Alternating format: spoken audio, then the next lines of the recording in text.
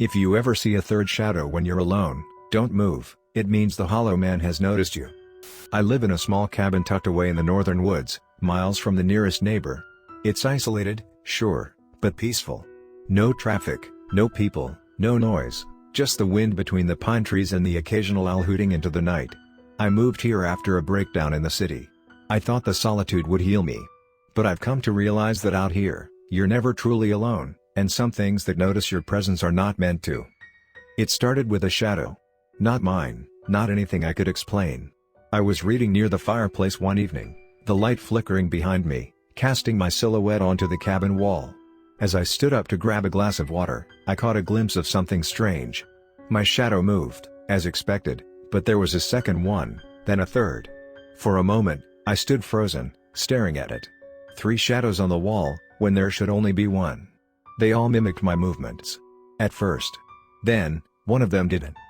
The third shadow lingered half a second too long. Its head tilted the wrong way. I blinked, and it was gone. I convinced myself it was my imagination, a trick of the light, and went back to my book. But that night, as I lay in bed, I heard whispering. Not voices, exactly, more like wind, but with rhythm. Purpose. Like someone speaking in a language I wasn't meant to hear. It came from the corners of the room, the places where the firelight didn't reach. The next day, I avoided mirrors and reflections. Not because I thought I was cursed, I'm not that kind of person, but because I was afraid I'd see that third shadow again, and I didn't want to know if it was still following me. That worked. For a while. Until I stepped outside the next evening and saw 3 shadows stretching out behind me on the snow-covered ground, even though I stood alone. The forest seemed to go silent when it was near. Birds stopped singing. The wind stopped moving. And the temperature dropped. My breath would fog in the air, even when the day was warm. Sometimes, at night, I could hear heavy footsteps outside the cabin. Not wandering, pacing. Like it was waiting for something. Or someone. Then I found the journal. It was buried beneath the floorboards of the cabin, sealed in a rusted tin box. Its pages were yellowed and brittle, filled with frantic handwriting and smeared ink. It belonged to the previous tenant, a man named Ellis Granger. He had seen it too. The Hollow Man. He wrote that it doesn't live in the woods, or in the dark. It lives in the absence of attention, where your mind drifts, where your focus lapses. It watches from the gaps. And it can only reach you once you see it. Once you notice the third shadow, it's already too late. Rules to survive the Hollow Man. 1. If you see more than 2 shadows when alone, freeze. Do not move. Shadows mimic motion, moving invites it closer. 2. Avoid staring into reflective surfaces or dim corners for long. That's where it begins to anchor. 3. Never speak aloud when you sense it nearby. Sound draws it to you faster. 4. Burn sage or cedar at dusk. Not for protection, but to distract it. The smell seems to confuse its sense of space. 5. Don't acknowledge the extra shadow by name, thought, or action. The more you recognize it, the more real it becomes. 6. If it enters your dreams, you must wake up before it turns its head. If it looks at you in the dream, you won't wake up. 7. Leave. Burn your home if you have to. Never return. It doesn't haunt places. It haunts awareness. Once it follows you, it's yours forever. I'm writing this in the last hour of candlelight. I've stopped seeing my own reflection entirely now, only its. It stands beside me when I brush my teeth. It walks behind me in the fog. I haven't slept in 3 days because every time I close my eyes, I hear it breathing beside the bed. I'm not going to survive much longer. But maybe you can. If you ever see a third shadow, don't move. Don't speak. Don't look. And whatever you do, don't let it see you noticing. I kept my gaze fixed on the flickering lamplight across the street, pretending that nothing was wrong. My fingers trembled slightly as I reached into my jacket pocket and pulled out my keys, fumbling them onto the ground in the most human way I could manage. The thing watching me, it was still there, just beyond the reach of the streetlights, where the air was thicker and the shadows didn't move with the wind. I heard it breathe, and it wasn't trying to be quiet anymore. The sound wasn't quite human. It rattled through the air like a plastic bag dragged across concrete. There was a rhythm to it, 3 long, sucking inhales, followed by a short hiss. I'd read somewhere that some animals mimic breathing to put you at ease, to make you think there's something alive out there you might understand. But this wasn't mimicry. This was a mockery of breath, as if something without lungs had been told how to imitate life. I dared a glance, just a flick of the eye, and it had moved. Closer. Before, it had stood on the sidewalk by the old utility pole. Now it was by the mailboxes across the street. Its head tilted too far to one side, almost touching its shoulder.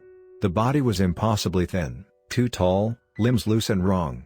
Its skin didn't look like skin, it looked like it had been carved out of wax, then left too close to the flame. Features sagged, but there were no eyes. Just two black wells that didn't reflect any light. I spun the key into the lock, praying to a god I'd never believed in before. The click of the door unlocking sounded like a gunshot in the quiet. I slipped inside and shut the door without looking back. Deadbolt. Chain. Lock. I flicked every light on in the house. They say light keeps things away, right? That's what the stories always say. But the lights didn't matter. Because when I turned around, it was already inside. No sound. No footsteps. It was just standing in the hallway, where the shadows pooled beneath the overhead bulb. Its head scraped the ceiling. The thing didn't move like a person, it seemed to pulse forward, each second drawing it closer, even when I blinked. I realized, with bone-deep certainty, that blinking gave it power. That every time I looked away, even for a fraction of a second, it shifted forward by just a hair. So I stared. For what felt like hours. My eyes watered. My body shook. But I didn't blink. At some point, the bulb above us started to hum, then flicker. My eyes betrayed me, just once, and I blinked. It was inches from my face. I felt heat rolling off it, like a furnace, but it wasn't warm. It was the dry, lifeless heat of an abandoned attic in midsummer, stifling and filled with the scent of dust and decay. Its mouth, if that slit could be called one, opened in a slow, dripping arc, revealing teeth that weren't teeth at all. They were fingernails, layered and rotting, jutting from raw, wet gums.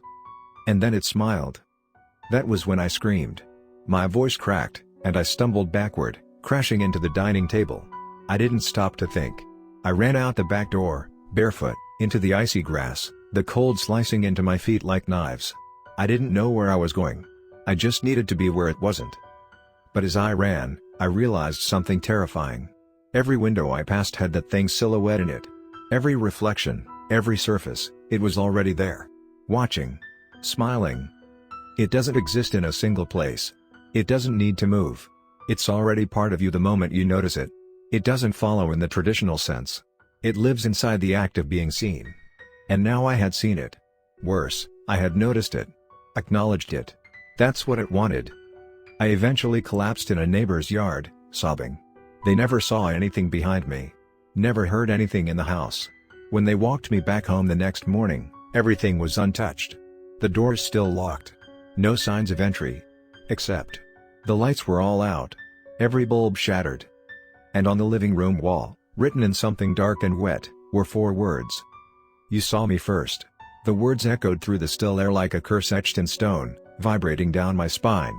The creature, if it could still be called that, tilted its head in the jerky, unnatural way again, like a marionette being yanked by invisible strings. The air grew denser, pressing down on my lungs as I tried to step back, but my legs betrayed me, rooted to the ground like they turned to stone.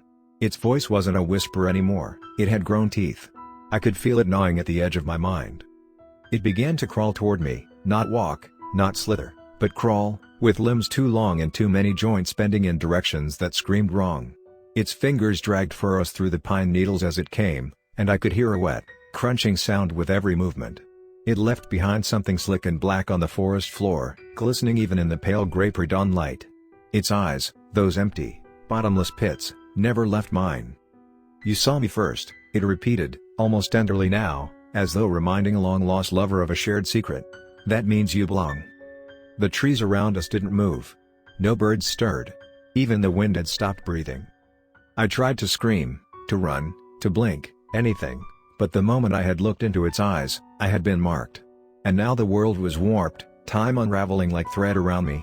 It wasn't crawling toward me anymore, it was inside me.